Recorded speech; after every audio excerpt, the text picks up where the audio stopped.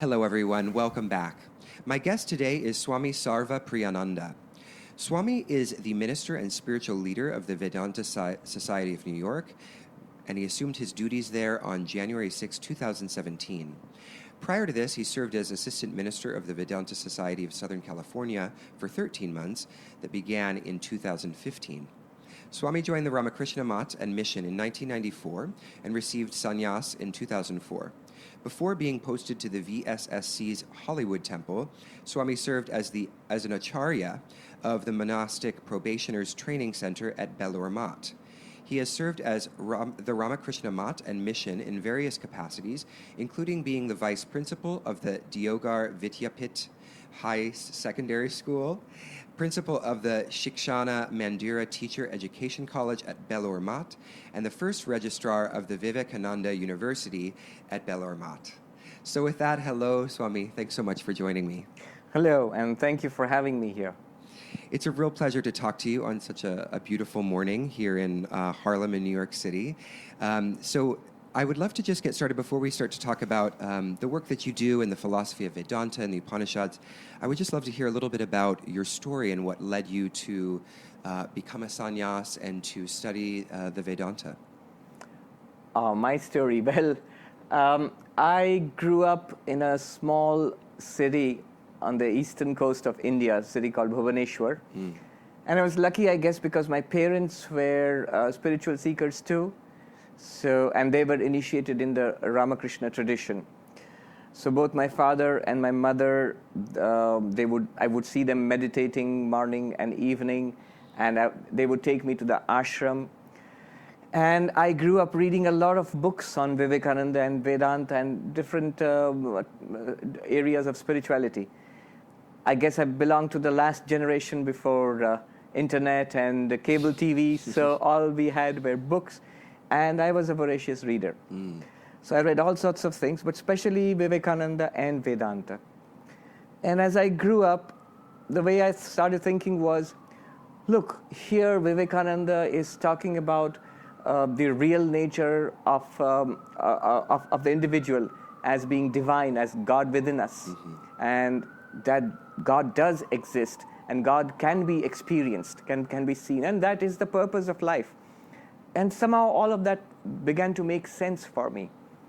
And I used to go to the ashram on my own, sometimes getting scoldings from my mom because I was not neglecting my homework maybe or something. And I remember people telling me, oh, that's for old people. Don't spend so much time in the ashram. You're just a kid. Go and play or study or whatever. But I still remember this old grand aunt of mine who said, don't listen to them. Start young. That's the time to start spiritual seeking. And by the time I was in college, I had decided the goal of my life was to find God, to experience God. Just like the old books of Vedanta tell me, like Vivekananda was telling me. So when I finished college, I didn't waste a single day. I went straight and joined the Ramakrishna Mission as a novice. It's called a brahmachari. So I joined in 1994. And I've been a monk ever since, from 1994 onwards. Excellent. And in your years being a monk, you've been traveling around quite a bit. You spent some years in India, and then you just relatively recently moved to the United States. Is that correct? That's correct. From 1994 till very recently, till just about a couple of years ago, I was in India, mostly in our main monastery in Belur Math, which was established by Swami Vivekananda. And after that, I was sent to the Vedanta Society of Southern California to work there. That was last year. And then here in New York, we have a Vedanta Society, which is in fact the first Vedanta Society. It was established by Swami Vivekananda in 1894, when he came to this country in 1893 to attend the World Parliament of Religions in Chicago. A group of Americans gathered around him, and they wanted the teachings. So they started the Vedanta Society of New York in 1894. And it's the same building? No, the building has changed a number of times. But even this building is pretty old. It's on 34 West 71st Street. And it's a lovely old brownstone, more than 100 years old. We have had it since 1920. Swami Vivekananda was not in this building, but he was in the Vedanta Society of New York. and his classic Raja Yoga, which was one of the first popular English translations of the Patanjali Yoga Sutras, with his own spin on it. And a number of other works were actually written when he was in the Vedanta Society of New York. He was followed by some other disciples of Sri Ramakrishna, Swami Sarvadevananda, Swami Turiyananda, and most notably Swami Abhedananda, who was here for 20 years, who worked here for 20 years in the Vedanta Society of New York. And as I'm fond of telling the monks in our main monastery in Belur Math, the Vedanta Society of New York is older than you are, because Belur Math was started after the Vedanta Society of New York. Wow. So the Vedanta Society of New York is the original Vivekananda. Yes, there was a monastery in India, but that was not Belur Math. The disciples of Ramakrishna had banded together as monks when Sri Ramakrishna passed away in 1886. So there was a monastery there, but Belur Math, the main monastery now, started in 1898. So 4 or 5 years after the Vedanta Society of New York. Excellent. So what are your observations since you've moved to the United States? Well, the scene is very different from what Vivekananda found here. What do you think are the key differences? Well, Eastern religions, Eastern spirituality is a big thing now. Yeah. If you read, for example, Phil Goldberg's American Veda, which beautifully traces the growth and spread of Eastern religious ideas in American culture, the coming of different gurus and lamas and yogis from India, which, by the way, Vivekananda started it all in 1893. He was the first of this entire range of teachers who have come over from the East. So because of that, that's one thing. There is much more awareness now. There is much more multiculturality in America now. When Vivekananda came, he was strange for Americans. He was an oddity. Though I must mention that even before Vivekananda came to the United States, Eastern thought had already come here. It was limited to an elite. For example, Emerson, the transcendentalists, of course. Emerson, we must mention. Somebody called him the mind of America. And that mind, most people do not know, was heavily influenced by the Gita and Vedanta texts. Thoreau, most famously in his Walden days, he would read the Bhagavad Gita every day in the morning. Walt Whitman, who's been called the heart of America. So his work is deeply influenced by Vedanta. But yes, on a mass scale, it started with Vivekananda and the teachers who followed him. At first, the Vedanta Society and then many others. So multiculturalism is also another big thing that we see. An openness to different cultures is here. On the other hand, on the downside, I would say that in recent years, I would say in the last 20 or 30 years, the world, America and world in general, should I say they have turned a little more materialistic? Because I live very close to Central Park. And I go there and I see these aging hippies still singing the Beatles songs and people gathering around. But the newer generation does not really know much about the Beatles. They come, it's like an American pilgrimage. They come there and they go see the Dakota where John Lennon lived and Yoko Ono still lives. But it seems to look back to a day of idealism and seeking, which seems to have gone down a little bit now.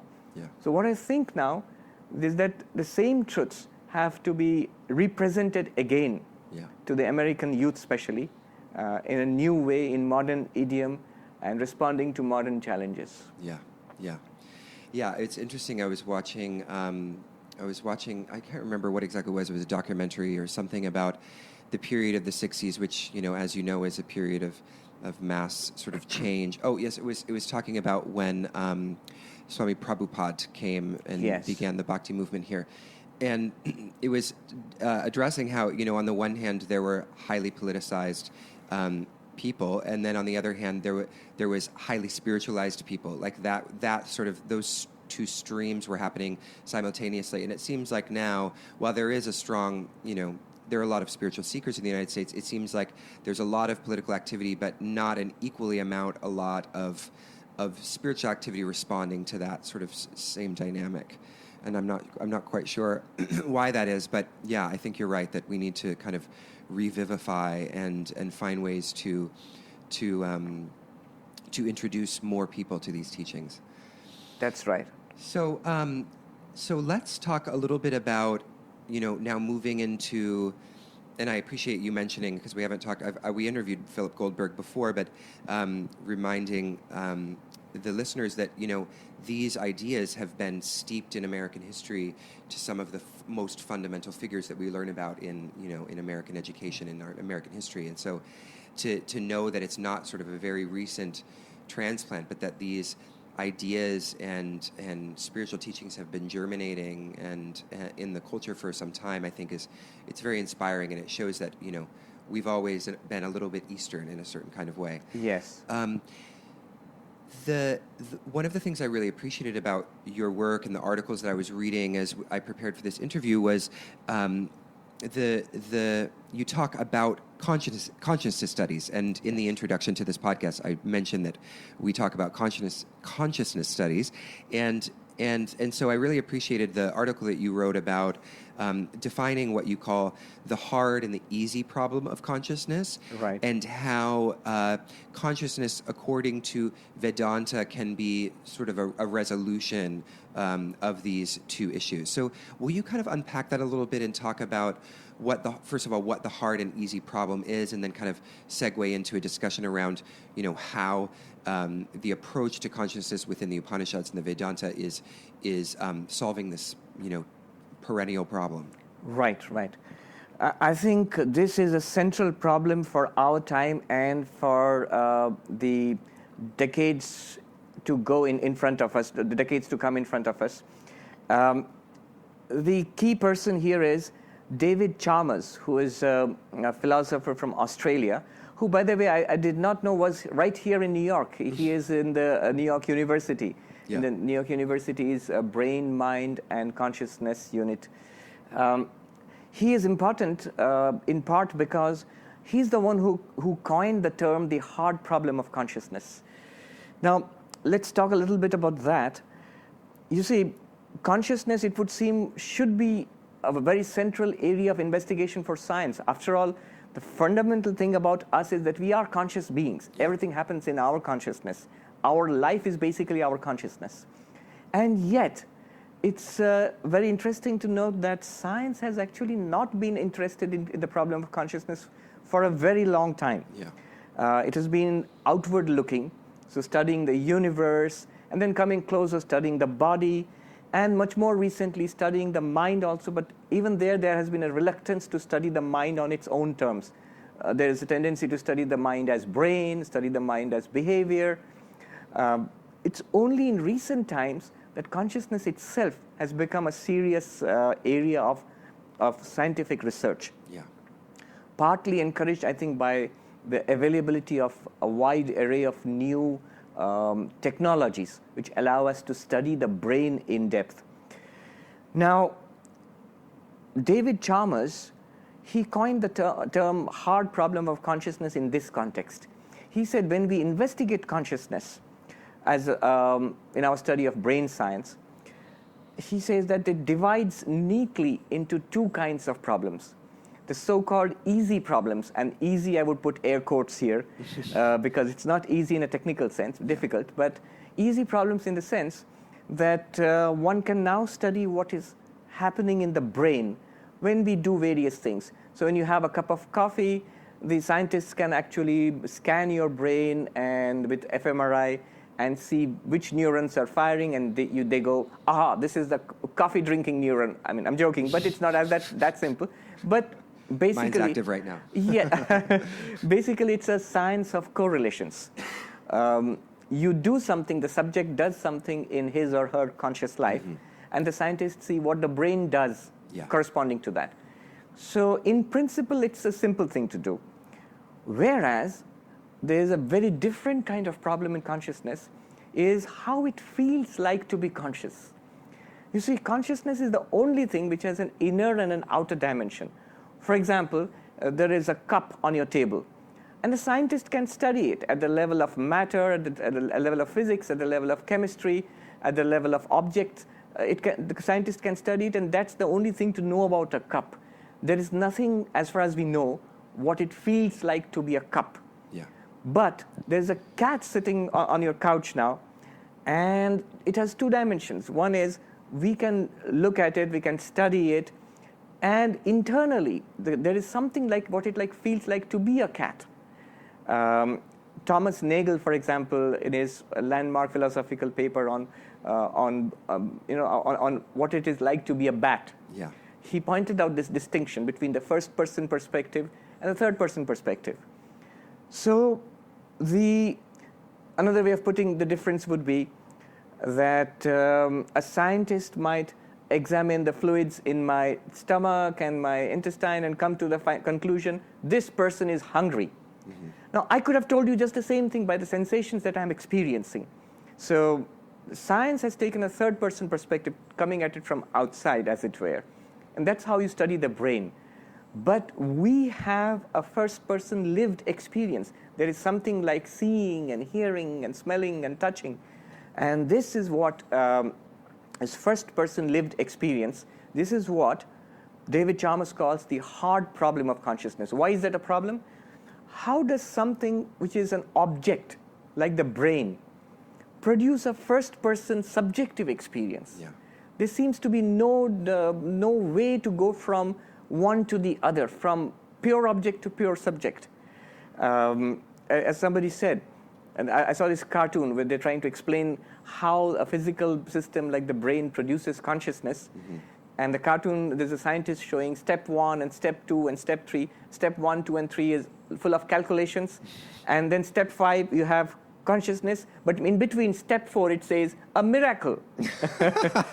And the senior scientist is telling the junior scientist, I think you need to work on step 4 a little more. So, as somebody put it, on one side you have water, on the other side you have wine. But in between, what happened, nobody can say. So that's the hard problem of consciousness. Mm-hmm. And it deals with the very heart of consciousness. Because this first person's lived life which we have, this is our whole life. Our whole life is this first person movie we have. And this is what science finds it very difficult to deal with. Yeah.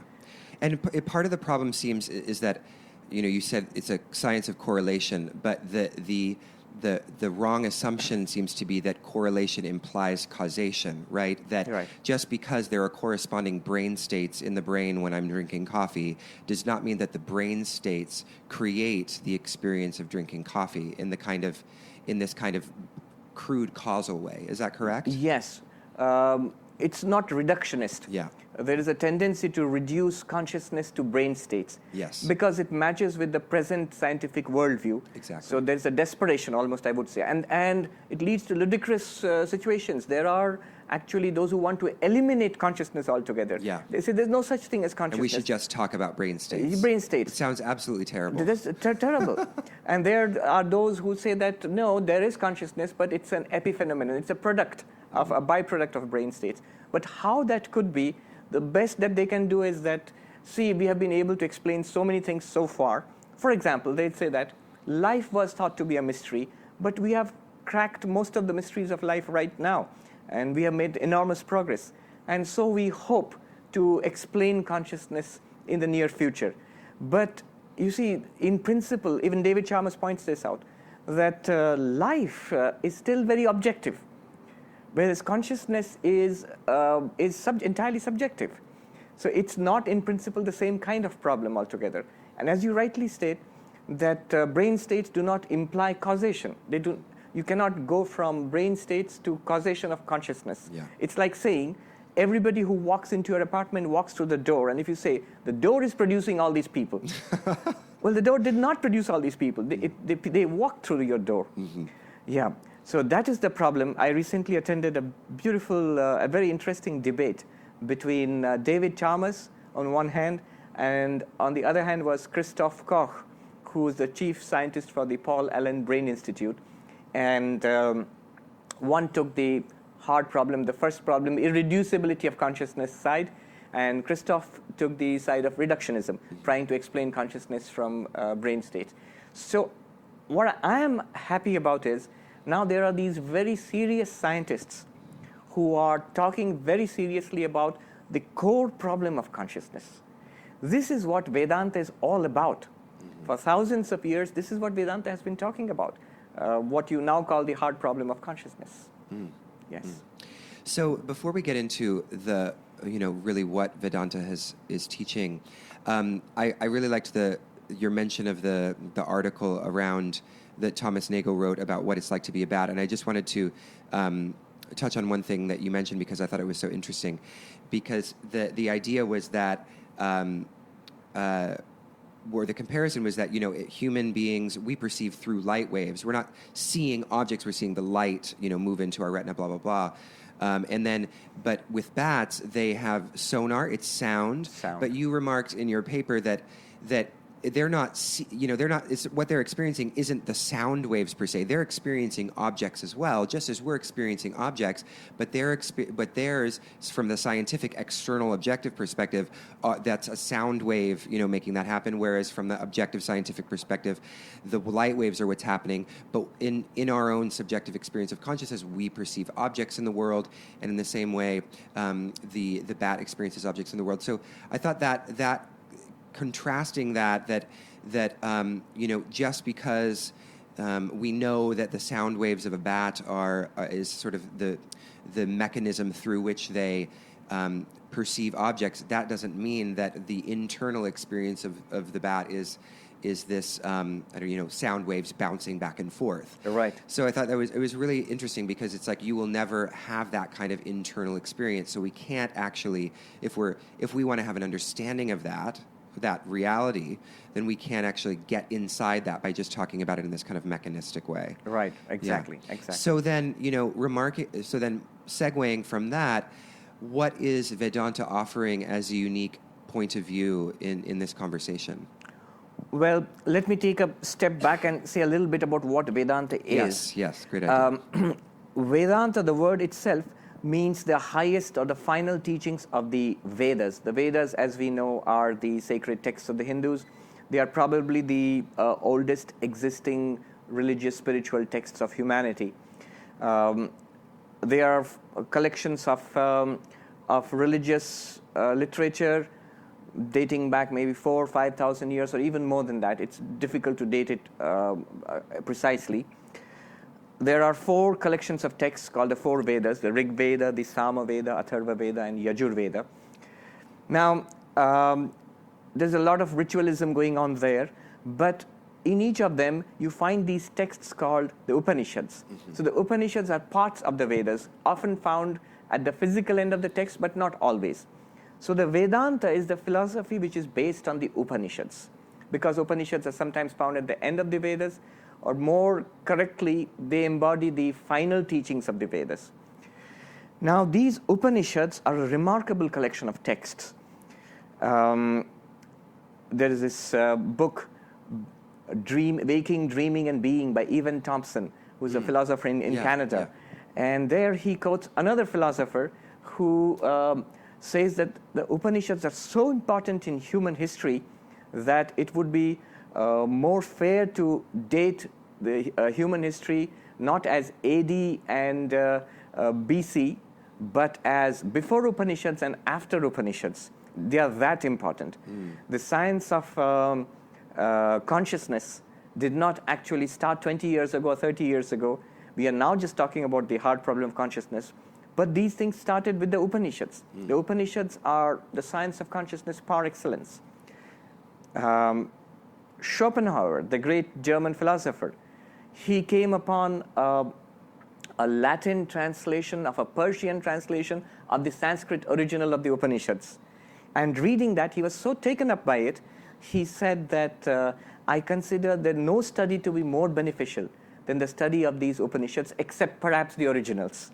Mm-hmm. And he said the Upanishads have been the solace of my life, and they'll be the solace of my death. And so on. So the Upanishads are incredible, and they are all about the science of consciousness.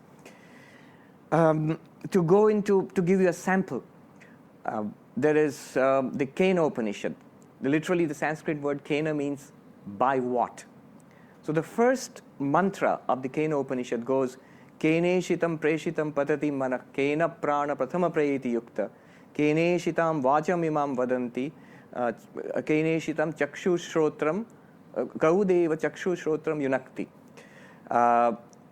What it means is, by what does my mind have this experience of thinking? What impels my speech? What gives me the experience of seeing, of hearing? Now, these questions are remarkable because these are the questions that I think, more or less, David Chalmers is asking today as the hard problem of consciousness. You see, the Upanishadic teacher here, he's not talking about the physiological process of seeing or speaking. These are different physiological processes. The auditory system and the vocal system and the visual system, they're different biological systems. But he's saying in the singular that what is the one thing which gives us all these varied experiences of seeing, of hearing, of touching, of thinking, of speaking. And then the answer comes in very cryptic language that the thing which you are looking for, it is the eye of the eye, it is the ear of the ear, it is the speech of the speech, and it is the mind of the mind. What it means is there is something which is different from our biological system, and yet which pervades our biological system and makes these subsystems do what they were intended to do. And I give the example of electricity.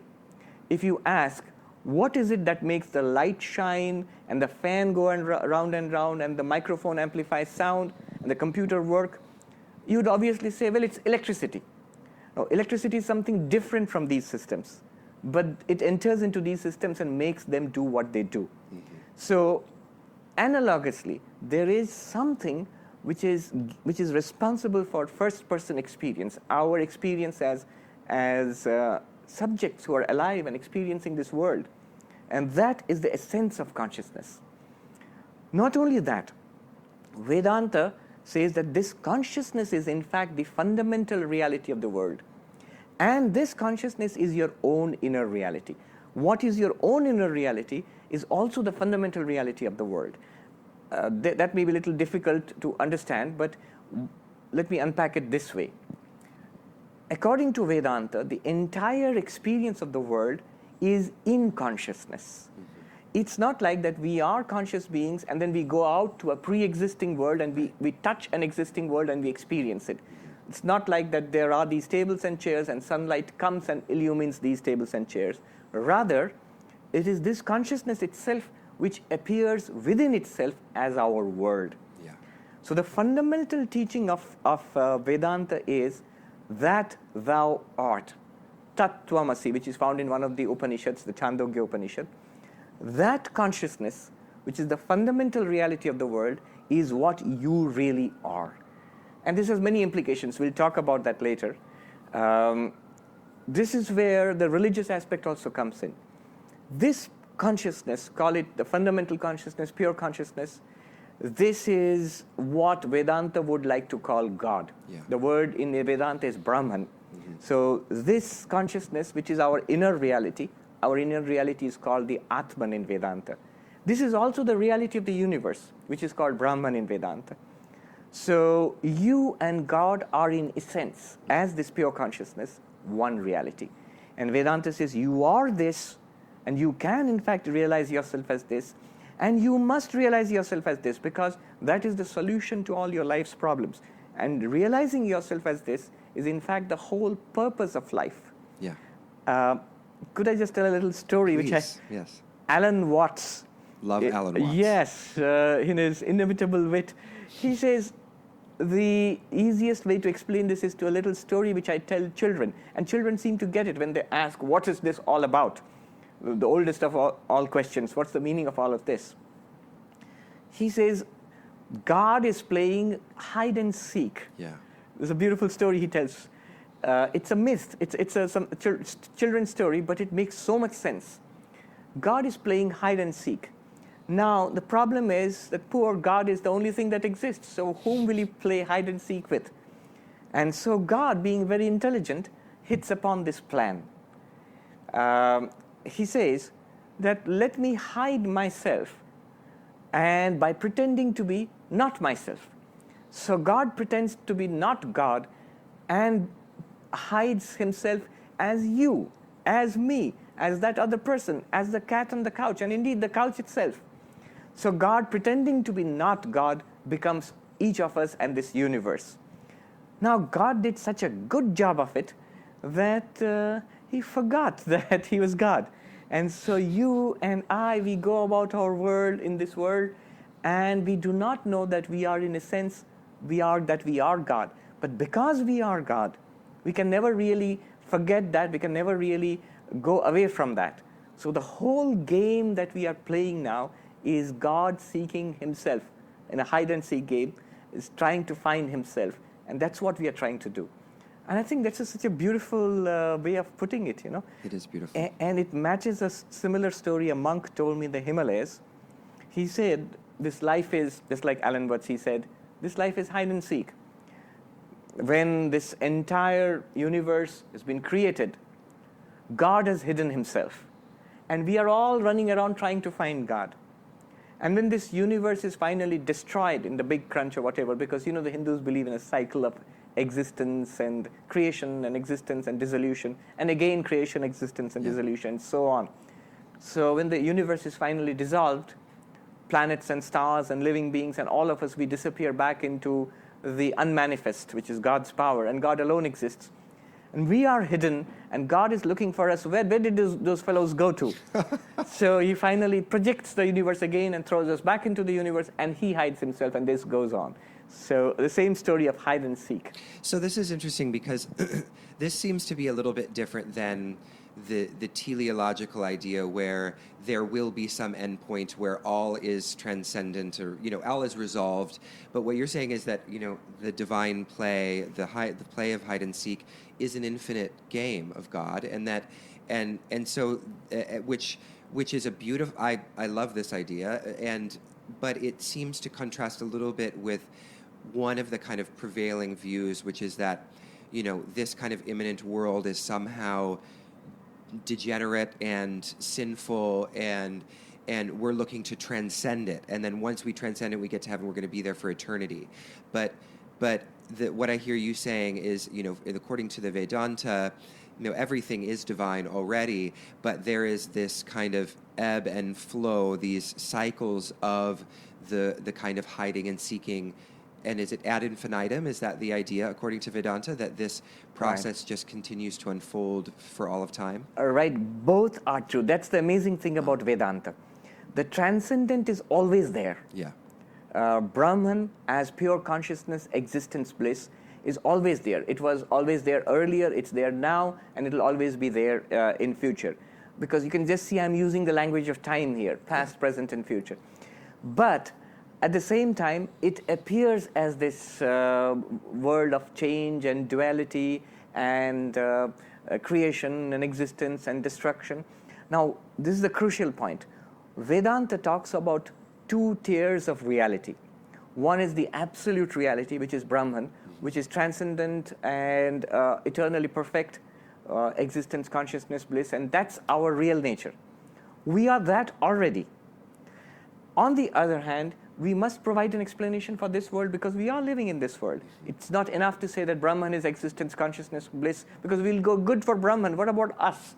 Here I am, and in New York, in Harlem, and now what do I do with my life? So now what Vedanta says is this is the appearance of Brahman. Brahman, the reality, is eternally perfect as existence, consciousness, bliss, and it is so right now. The link between these two, the journey from this appearance to reality, the journey is one from ignorance to knowledge. Yeah. It's not a journey through time. You see, it's not that in the teleological view, this is the only reality that is, and this will all come to an end and some kind of nice ending at one point. That's one way of looking at it. But Vedanta does not say that. Advaita Vedanta specifically does not say that. Advaita Vedanta says that the transcendent is already perfect and it's here and now and forever. This appearance will go on forever. We cannot find a perfection in this universe of appearance. It's not that the universe will one day end in a perfection. Yeah. This will ebb and flow. creation, existence, and destruction will go on in an infinite wheel of existence, and infinite wheel, it'll circle through that. But this is not the reality. As Alan Watts said, that this is a story actually. There is a reality behind the story. There is a truth behind this story. And that truth is that Brahman is right here and right now and available if we move out of this appearance into truth through knowledge. When you realize that thou art Tattvamasi. This is the secret that we have to realize. This is the bridge between the appearance and the reality. I loved it when Alan Watts sort of mischievously and humorously he says, if religion is the opium of the masses, then I must say that the Hindus have the inside dope. So the inside dope is that thou art. Yeah. Yes. Yeah. So according to the Advaita Vedanta, is the idea that once Brahman is experienced as truth and reality, that appearance would then dissolve, or is it that appearances would be perceived differently? Again, both are right. As long as this particular individual body persists, because there's a whole idea of karma. You see, this world of appearance is ruled by causality. Brahman is beyond causality, and you also, as Brahman, you are beyond causality. But in this world of appearance, this body, for example, is ruled by causality, and by that I mean by past karma. The load of past karma is upon this body and this life. So even when a person becomes illumined, that individual existence will still continue until the death of that particular body. It's only that once a person is illumined, karma has no hold upon him, so he will not be pushed into other lives and other bodies as we are. We are helplessly swept along on the ebb and flow of karma. But the enlightened person knows himself or herself to be Brahman, so as Brahman is not affected by this. As long as the body remains, that person is called free while living, Jivan Mukta. And to that person, everything in this universe is an appearance of Brahman. So he or she sees the entire universe as Brahman, himself as Brahman and everything else as Brahman. But also sees this universe, sees the body and experiences the mind and experiences names and forms of the world out there exactly as we do, but additionally knowing that it is all Brahman. But at the end of this particular life, it does dissolve. The physical body dissolves, the subtle body, the mind and the intellect and the storehouse of memories, chitta, all of them go back to nature, and the individual soul, already free, remains as Brahman. So to sum up, both of them are true. This particular manifestation continues, but for that enlightened person, that person can truly talk in the language of manifestation and appearance and Brahman being the reality. The other person on the other side of enlightenment, for that person it's theory, because this world seems to be the only reality. And also this appearance ceases, the appearance disappears, if you will, on the death of that particular body of the enlightened person, because that's the last life for that enlightened person. Beautiful. Yes. So I want to talk a little bit about the kind of the relationship between Atman and Brahman, because of course, we know that Atman is Brahman, but people often ask, well, what does that mean? What is the nature of that identification? And is it just that the Atman is Brahman individuated and Brahman is the eternal transcendent? How do we understand that, the teaching that Atman and Brahman are one? Yes. First, let's look at the meanings of the Sanskrit terms. Okay. Atman literally means the inner essence. I see. So my inner essence is my Atman. And the inner essence of the cat is the cat's Atman. Brahman literally literally means the vast. The Sanskrit root, it means to expand, to swell, to fill up. So literally Brahman means the vast. So it's a very impersonal term for God, if you will. Now, according to Advaita Vedanta, non-dual Vedanta, Atman and Brahman are the same reality, existence, consciousness, bliss. Not a thing which exists, not a particular conscious experience, not a particular happy moment, but as Vivekananda put it, it is existence itself, knowledge itself, bliss itself. Now, if both of them are the same thing, then why have two words for them? Why have two words, Atman and Brahman? Yeah. It's because our experience is always of the form of subject and object. Look at our lives. All our lives we have experienced the world and people and things out there, objects. And I am the subject of this experience. So we always experience all the time as subject and object. So that's why Vedanta, when it approaches us as a methodology of taking us to enlightenment, says to us, the reality of the subject, who you really are, is the Atman. And that is Sat Chit Ananda, existence, consciousness, bliss. And this world you see around yourself, yes, the reality of this world is Brahman. And that is Sat Chit Ananda. And as you can see, then the reality of the world and the reality of yourself are one and the same thing. Atman is Brahman. That's Right. such an excellent, I've never heard it described that way in relation to just the subject and object, like the subject and predicate nature of our understanding, our dualistic understanding. And it's a way of using the dualistic, discursive articulation to kind of lean toward or direct ourselves toward that non-dual Absolutely. understanding. You got it absolutely rightly. In fact, the essence of Vedanta is put in these, what they call Mahavakyas, the great sentences. Mm-hmm. The most famous of them, of course, is Tat Tvamasi, that thou art. But there are others also. There is, in fact, one taken from each of the Vedas. From the Chandogya Upanishad in the Sama Veda is the famous Tat Tvamasi, that thou art. That stands for Brahman, and thou stands for Atman. So when you start off, that stands for this entire universe and the reality behind it, and thou stands for you, the individual person. But as we investigate deeper, we find that this individual person is not the body, not the mind, and we arrive at the witness consciousness. And this consciousness itself is the reality of the universe. Mm-hmm. So that's how this discursive thinking, step by step, it leads us to beyond discursive thinking. Vedanta is very rational. It relies heavily on philosophical thinking, but you cannot argue your way to enlightenment.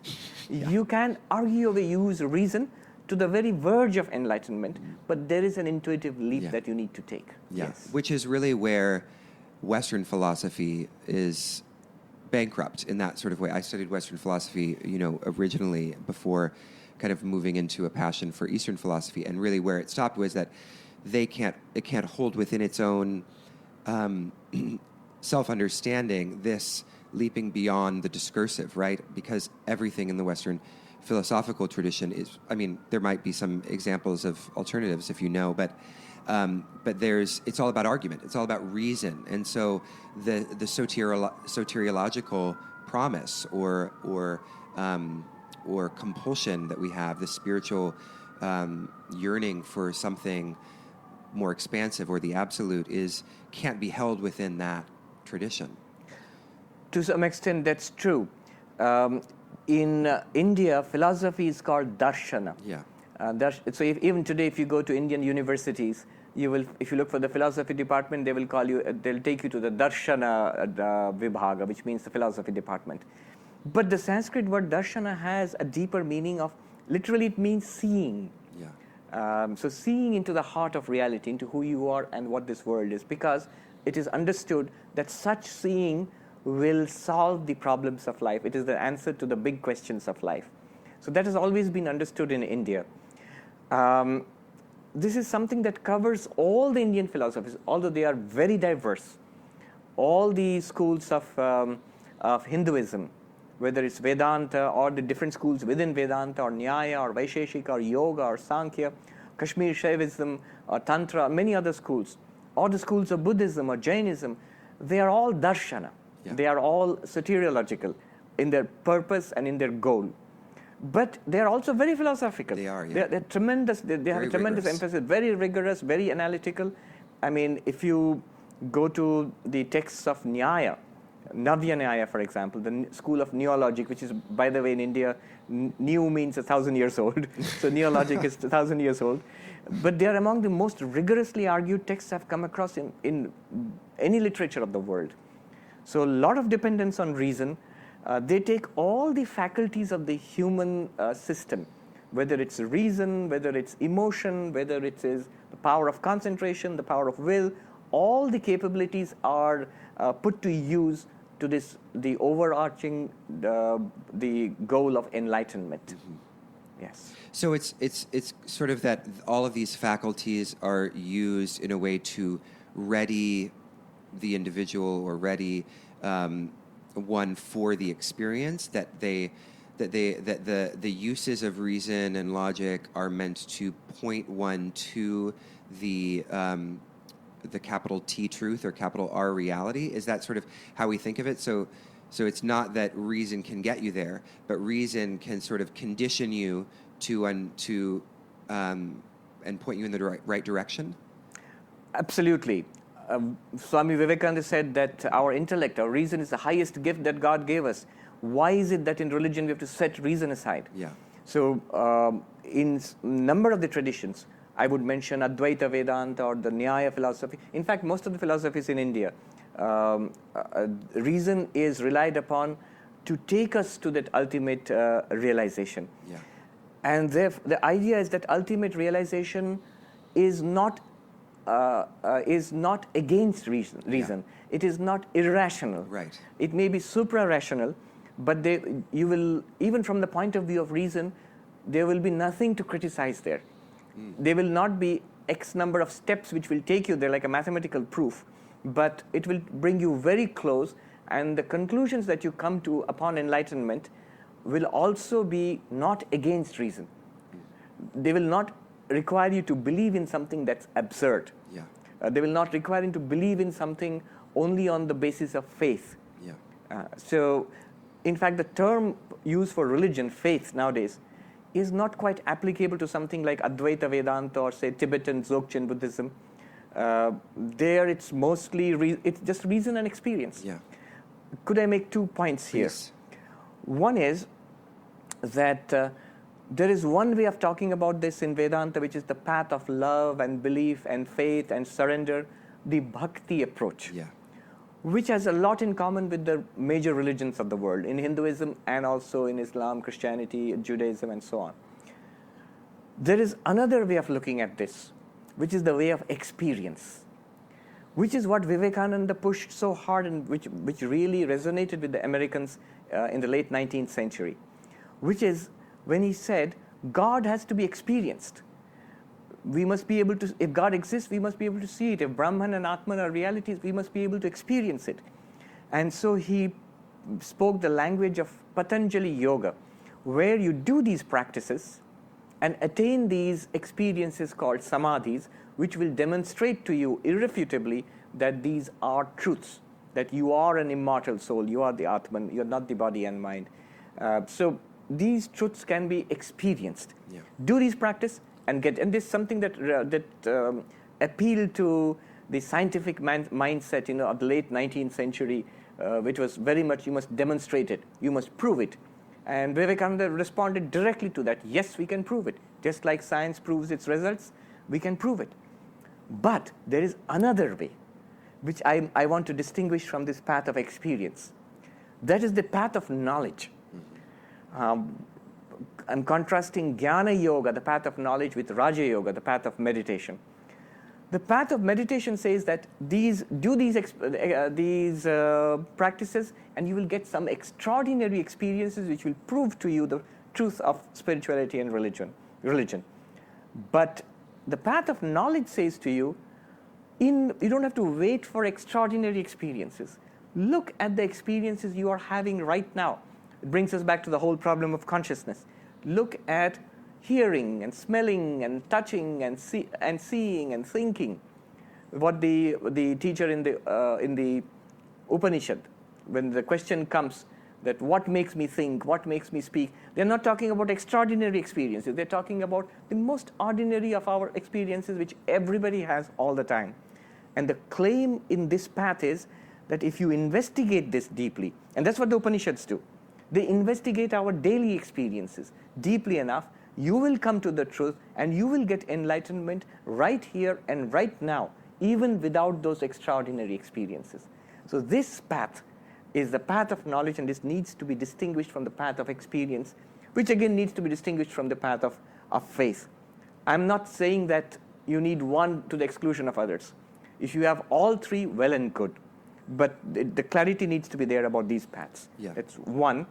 And the other thing I want to mention about reason and experience is this. Sam Harris.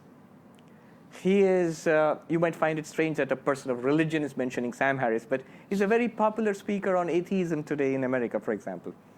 But he makes it a point to mention that he considers religion to be mostly superstition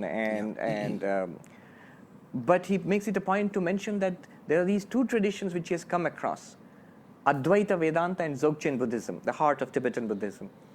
He says there is truth in them. I cannot deny it. That the reality which they speak about, he says it's as much a truth as any scientific truth. So that's where I think these Eastern traditions have a tremendous relevance to our modern narrative on consciousness studies, on science and religion. So that's the point I wanted to make. Yeah, that's a beautiful point. And just to go back to one thing you said that I really loved was you say that the experience is not irrational. It might be super rational, but it's not irrational. And why I like that you mentioned that is because the mystical experience, we often refer to these experiences as mystical, and mystical often gets associated with irrational. You know, you have like irrational on one hand, and then you have mystical on the other hand. But what you're saying is that it's not, and that it's not going to deny anything that you perceive to be true, or it's not going to be. And so I think that's just a really useful point to kind of meditate on.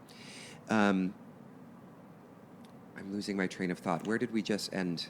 About the importance of reason. We are talking about that. If I could just add something. Yes, please. Go for it. I would like to just state this, that as a monk, as a person of religion, I'll make this clear that as a follower of Vedanta, I would never ever believe in anything that science shows to be wrong. Yeah. Vedanta never asks you to believe in something that science has shown to be not a fact. And I would be willing to give up any of my set of understandings or beliefs if it's modified suitably by science. I think it's important to cleave very closely to the truth. Yeah.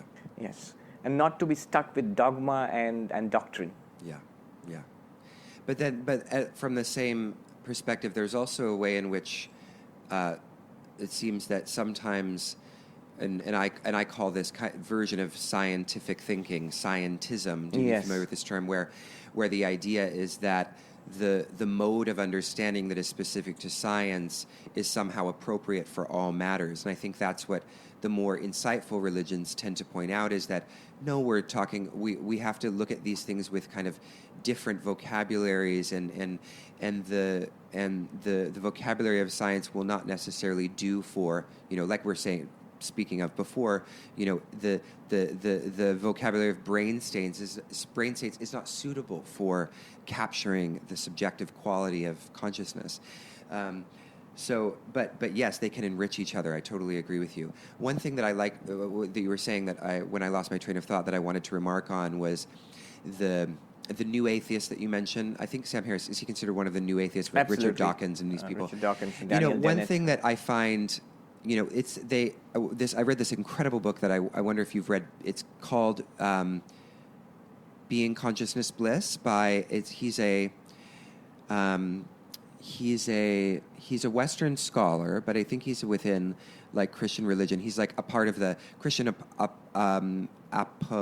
the apologetics. Is that what it's called when they the tradition of defending the notions the of Christian God? doctrines? Yes. Yeah, and he says that, and he remarks that these new atheists are not actually looking at the really convincing arguments that have been happening for decades and centuries on the existence of God, and when they basically argue against God, they're setting up such a straw man because they're using sort of folk notions of God that are popular in the culture, but these are not the kind of intellectually heavy and really thought out by the scholars of the religious traditions, the notions of God that are less easily deconstructed by the arguments that they put forward. So I don't know if you have anything to say about that, but I just thought it was an interesting point that oftentimes these new atheists are attacking a God that's very easy to attack. That's true. I do enjoy the debates. I enjoy Hitchens and Dawkins, and the reason I enjoy it, I think, is partly because I feel safe from that kind of an attack, because the sophistication of Vedantic thinking runs so deep that those kinds of attacks are not even relevant to what Advaita Vedanta says. I know the book you're speaking about. I can't recall the name of the author right now. He is a theologian of the Eastern Orthodox Church. That's right, yes. Right. And the book is about existence, consciousness, bliss. And in fact, the chapters are also called Sat Chit Ananda. Yeah. And he points out that the highest conception of God, or the ultimate reality, what you will, is most clearly found in the Vedanta of Hinduism. But he says it's also found in the different mystic traditions of the great religions of the world, whether it is Buddhism or Islam or Christianity. I forget his name, but it was a remarkable book. It was a polemic against the new atheists. Yeah, I loved it. Yeah, it's a wonderful book. I always love a good argument against the new atheists. Great. So this has been such a wonderful conversation. I want to transition a little bit into talking about Ramakrishna, because we haven't had the opportunity to talk about Ramakrishna so much or at all in the episodes of this podcast. So Ramakrishna, correct me if I'm wrong, was Vivekananda's teacher. Yes, he was Vivekananda's guru. He was maybe the most significant figure in Hinduism in the 19th century. Wow. He was a priest in the temple of Kali in Calcutta. It's a place called Dakshineshwar. And he represented the traditional Hinduism, because he came out of a little village outside Calcutta. Calcutta, you must remember, at that time was the capital of British India. So it was a place where modern Western culture was meeting traditional Indian culture, Hinduism. And he represented traditional Hinduism. He did not have any modern British education. So he came to this temple as a priest, and his overriding passion was, can I see God? The image of Kali, is it just an image? Is it just made of stone? I have heard of people in the past who have seen God. Can I not see God too? And his relation to God was of child and mother. So Kali is the mother of the universe, and he is the beloved child of Kali. And he did all kinds of practices, from meditation to prayer to japa, repetition of the divine names, to the puja, and all kinds of Hindu practices. And he wept. He literally wept for the mother, as the sun would sink he would stand on the bank of the Ganges, and he would see the sun sinking on the western horizon. He would cry, and that one more day has gone, mother, and I still have not seen you. And he would actually fall on the ground and rub his face on the ground till his face bled. And people thought that, oh, he's a simple country boy and he misses his mother in the village. And then he had a vision of Kali. He had the first of many. He had a vision of Kali when it became real for him, that mother is real. And after that, he never doubted. And he would talk to Kali, and then he began teaching. But he went through a period of other kinds of spiritual practices. Somebody said he was a glutton for God. So whenever anybody would speak about God, he would rush there to listen, and he would try to experience God in that way. So a wandering monk came who had a little image of the baby Rama, who's considered an incarnation of Vishnu in India. And it's called Ram Lala, the little baby Rama. And Sri Ramakrishna saw this as a living God, like a little living baby who would toddle along after him and would speak to him. He would feed it. He would take it for a bath in the river, and so on and so forth. He worshipped Krishna. He was trained in Vaishnava sadhana. He was trained in Tantra by a guru who was a woman, a Bhairavi Brahmani, who trained him in all kinds of tantric practices. And in all these practices, he attained the same enlightenment which he got in the different paths. He had a Advaitic teacher, Totapuri, a wandering non-dualist monk, who came and taught him the path of non-dual Vedanta. And he had the realization of Satchidananda, that one existence, consciousness, bliss. Then he investigated Sikhism and Islam. And for a time being, he lived as like a Muslim, pushed the Hindu gods and goddesses out of his room, and he prayed to God like a Muslim would, and he experienced the same reality. And then he pursued Christianity for some time, and again had the experience of the same reality. So he came to this grand conclusion in Bengali, Jato Mat Tato Pot. I mean, every Bengali knows this saying now. As many faiths, so many paths to that one reality. He said there's no need to quarrel in the name of religion. In fact, he says those who quarrel in the name of religion are not truly spiritual, they're not really interested in religion. All religions lead to that same reality. And he said you can learn from different religions. He did not mix and match, but he, for example, he would tell the Brahmos, who were a reformed sect of Hinduism, who did not like image worship. They wouldn't go and worship an image of Krishna, for example. They were very Upanishadic and very formless and so on.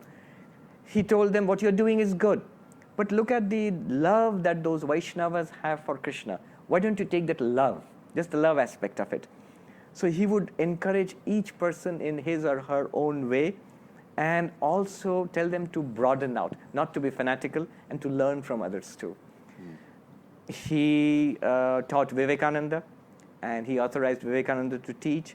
Vivekananda gathered a group of young men who were the first monks of our order, and he had many, many lay disciples, men and women. So it started a huge wave, a movement in Hinduism, the waves of which have reached the shores of America too in 1893 when Vivekananda came here. And he spoke for the whole of Hinduism when he came here. So that was Ramakrishna. He passed away in 1886. So pressing the idea of many paths, one truth a little bit, with, I guess, let's use the example of Krishna Bhaktis. So in the kind of system of understanding or the spiritual understanding of that movement, at least according to my, novice understanding, the end, the truth, the final truth is to kind of live in eternity with Krishna, as Krishna Lila, right? And then the non-dual Vedanta and also non-dual Tantra, there's kind of a formless absolute, or something that there are no features. It's kind of like we dissolve into this oceanic oneness. Yes. So, with such different articulations of the final truth, how do we understand those two to be the same? Well, I'll answer this in two ways. Okay. The first answer is, why are there so many different articulations if there is only one truth? The reason is Hinduism understands that truth as infinite and beyond language. There is a Sanskrit term, avang manasagochara, which means beyond language and beyond thought. Now, when you drag the infinite beyond language and beyond thought into language and thought, you will have a variety of expressions. Yeah. All of them are true because they are all talking about one reality. So that's one way. That's one point I want to make. Second, the various articulations are also true in themselves. It's like that which is formless is also the one with form. Sri Ramakrishna would say, the ocean, water of the ocean, when cooled by the devotion of the devotee, freezes into ice, into icebergs of different forms. Now, when you come and touch that iceberg, you are touching the water itself. You are not touching anything different from the water. It just has a form. So when you talk about Krishna or Christ or God with form or God without form, or even dispense with the idea of God altogether, talk about the absolute existence, consciousness, bliss, all of it is the same reality. So it's not that they are actually different realities. The expressions are very different. Some are personal, some are impersonal. The attitudes one may take are very different. There is one who says that I am Brahman and I would like to be one with Brahman. And there's one who says, no, I don't want that. I want to love God and worship God and remain in eternity with my Krishna or my Christ. And the insight that Ramakrishna gives us is they are actually talking about the one and the same thing. If you want to remain with a bar of gold, for example, or with a golden image of Krishna, it's the same reality. Here it's not an image, does not look like Krishna, I mean it's a bar of gold. When you fashion it into an image of Krishna, it looks like Krishna and you can relate to it as Krishna. but it's still the same reality you're looking at. So it's the same Brahman, whether it is formless or with form. So that's the beautiful idea. It does not mean that you have to force fit everything into Advaita. No, it does not. You can have a personalistic bhakti. Sri Ramakrishna would ask, do you want to be sugar or do you want to taste sugar? Either way, you are dealing with the same sugar. When you're sugar, you are not tasting the sweetness sugar, you become the sweetness. But there's some who want to retain their individuality, and they want to taste sugar. So those are those who want God as a person. They want to love God. That's perfectly all right, because they are approaching the same truth. So here you have something remarkable which allows you to retain all the tremendous diversity of different religions, different paths, because they're all very rich. They're all paths which have been developed for transcendence, for realization, for enlightenment. You see, if you were to sum up what Ramakrishna taught, a monk told me that there's just 4 things you need to know about Ramakrishna, what he said. First thing is, God exists. Which God? Whatever way you understand God in, as the impersonal Brahman, as the Shiva which you yourself are, or as the lover Krishna of Vrindavan or Christ, whatever you think of God. It's all the same reality, and God, that reality exists. It's not theoretical, it exists. Second, it can be experienced. Enlightenment is a real experience. Third, it must be experienced. That's the whole purpose of life. Enlightenment, God realization is the purpose of life. And fourth, there are different ways of doing it. They're all true. They are found in the different religions of the world. In fact, the purpose of those religions at heart, there is morality, there is community, there is nation building, civilization building, and so on. And on the periphery, there is politics and so many things. But the core purpose of religion is this enlightenment. So these are the 4 things which Ramakrishna really taught. God exists. God can be experienced. God must be experienced. It's the purpose of life. And there are different ways of doing this. Yes. Wow. So a final question, which may be a little bit, I don't know if provocative is the right word, but, it seems to be a pressing concern. What are your thoughts on the rise of fundamentalisms within religion? Do you have a diagnosis for why we're seeing so much of this? Not that this is new. It's been perhaps throughout human history that we see fundamentalist dogmas and stuff like this. And how do we respond, as practitioners or spiritual seekers who do ascribe to the kind of view that the kind of holistic view, we might say, yes, that you're proposing or that you align with? Well, there are so many scholars and thinkers who are thinking about this problem now. Why is there so much fundamentalism in different religions of the world, across the world, and leading to so much violence and terrorism? I guess because the world is in times of change. Yeah. There is tremendous change here in the West, and even more so in a place like, say, India or the Middle East.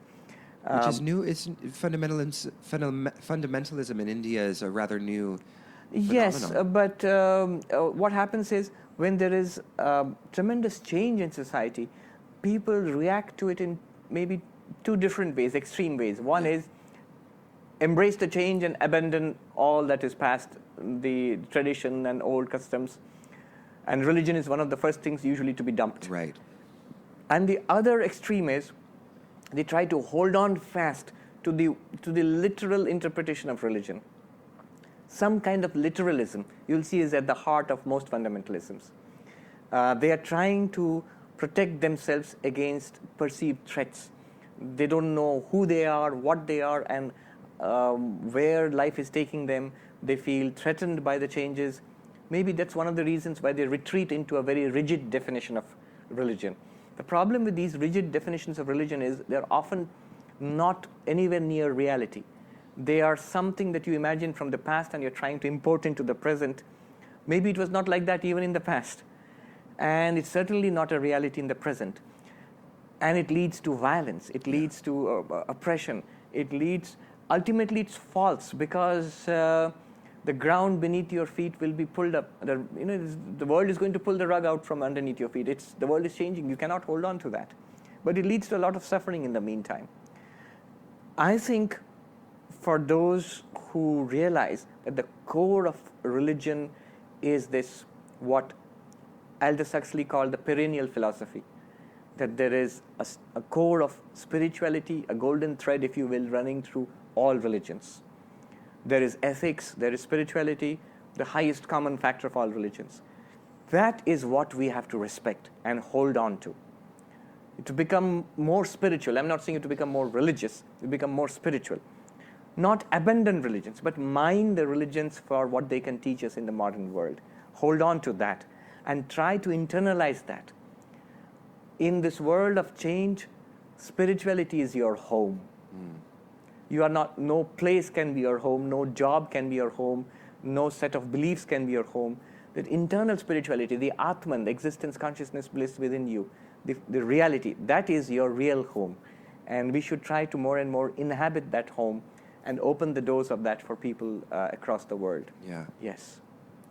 So there's a lot of sensitivity, understandably so, I suppose, around particular people who are native to India, who are sensitive to the ways in which yoga and Indian philosophies are being appropriated by the West.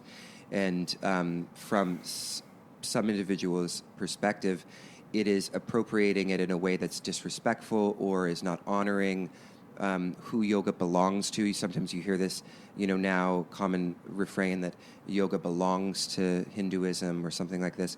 So what is your response to that? Do you have any thoughts on the way in which yoga has become marketed and packaged in the West? Do you see that as being problematic or not? Well, let me tell you two little anecdotes. One was I was talking to a group of American kids in LA in a school, and it was an introductory class on Hinduism, so I was invited to speak on about Hinduism. And when I mentioned yoga, one little boy said, oh, you have yoga in India too? So that's one side of the story. So yoga is so popular. I think sometimes yoga is more popular here in USA. You have yoga studios in every street corner maybe, in at least on the West Coast and the East Coast. Yeah. Then maybe it is in India. The other side of the story is in Portugal. Recently we had the International Day of Yoga all over the world. It started 2 years ago. I was there for the first International Day of Yoga conference in Portugal, in Lisbon. I love Lisbon. It's beautiful, Lisbon. Is Yes, beautiful. It's a bit like New York is right now, Yeah. warm and sunny. Yeah. And one of the members of an Indian confederation, Indian yoga delegation, said to me in a very annoyed tone, Swami, do you see what's happening? All these confederations have come from different countries of the world. Some of them are genuine, some of them are talking about yoga which has very little to do with the original sources of yoga. So we must do something about this. We speak out against this. I did not agree with him. I scolded him and I said to him, look, when yoga was in the hands of a few Indians, say about 150, 200 years ago, 100 years ago, before it was newly systematized and exported to the West. Right. What did you do with yoga? How many of us did yoga? It would have died out like many other knowledge systems. When you throw it open to the world and the world adopts it in a big way, now look, the United Nations has unanimously adopted resolution for celebrating the International Day of Yoga. And it's a worldwide phenomenon. You don't have to do anything more to promote it. You can neither stop it, but you can help it. So that's what I said. It's a good thing that that yoga has been given without any holding back to the world. The world has adopted yoga. And when any civilization adopts something, it also adapts it. So modern America adapts it. There was this professor in California who, in fact, mentioned this phenomenon about yoga. He said, look, we in America have this uncanny talent for making even the most profound things superficial. But I say that's only one part of it. Yeah. The enthusiasm of Americans has spread yoga across the United States and also in different parts of the world. That helps to preserve yoga. and that helps to develop yoga. Now, all developments may not be welcome, may not be very good either. Some of them are very commercial, some of them are very far away from the roots. So this group, now I come to this group you're speaking about, who are criticizing, who are displeased about developments, the way it has developed. This group also has its role to play. Because of this critique, there will be some amount of balance coming into it. Yeah. The government of India has set up authoritative bodies which will teach yoga, certain forms of yoga which are pure, if you will. And that has its effect too. So when people go out to learn yoga, they would like to know, do you come from a recognized tradition of yoga? And people ask that. And it's good that people ask it. And so we will have a balance. Yeah. I think a bit of criticism is also necessary. Yeah, yeah. Wow, that's such a diplomatic way to put it, because you're right. It's that critical voice is very important for those of us who do come from a culture that has kind of adopted and adapted to really reflect on, to really notice, okay, well, what has changed? In what ways have we adopted this? And how does this contrast with the original teachings and whatnot and the other? So, yeah, you're right. This conversation is important on both sides. Well, thank you so much. This has been such an incredible conversation. Thank you for having me, Jacob. Yeah, absolutely. So just to close, if you want to share anything about, we read a little bit that you're here at the Vedanta Society in New York, and you're the director, correct? I was called the minister in charge. Minister in charge. The Swami in charge. Excellent. So are there any programs coming up or any workshops that you're giving that you might want to share in case the listeners want to attend? Well, we have regular classes in Vedanta texts. So classes in Aparoksha Anubhuti, which is running right now, which is a remarkable text written by Shankaracharya about 1400 years ago. We have classes in Panchadashi. This is something we call the Vedanta Study Group, which meets on Wednesday afternoons. We have classes on the Gospel of Ramakrishna on Tuesday evenings. And on Sundays, we have the Sunday service at 11 o'clock, where I give Vedanta talks, followed by music and food. So no Vedanta talk is complete without food, I think. So and we have Vedanta literature there, and people can come in for the evening vespers and meditation and so on. So that's what we do at the Vedanta Society. And I also have classes at different places in New York and in New Jersey. One new thing is we are looking at having classes in the Open Center in Brooklyn, I think it is. Oh, there's an Open Center in Brooklyn now. I'm not sure. The Open Center somewhere here. Yeah, there's one downtown near like Midtown. I think that's the one. Okay. That's the one. Okay. So we are looking at having classes there in the fall. Right now we are into our summer recess. We just closed yesterday. Okay. So we'll be starting all over again in the middle of September. Oh, excellent. And it's all free. Just look us up on our website, on the Vedanta Society of New York, and you will get all the details of the programs. On YouTube, you can look us up at the Vedanta Society on YouTube. You can search for me by name too, by Swami Sarvapriyananda. A lot of Vedanta talks out there. Yes. I first encountered Swami's work through YouTube and watched a number of his videos, and definitely check them out because he's an excellent teacher, as you can probably already tell, and they're very informative. And also he has a number of writings that you can find on academia.edu if you just search for Swami Sarvapriyananda. All right, thank you so much, Swami. It's been such a pleasure. Thank you. The pleasure was all mine. Hello, everyone. I hope you enjoyed that interview with Swami Sarvapriyananda. To learn more about Swami and his teachings, just head to either vedanta.org or vedantany.org.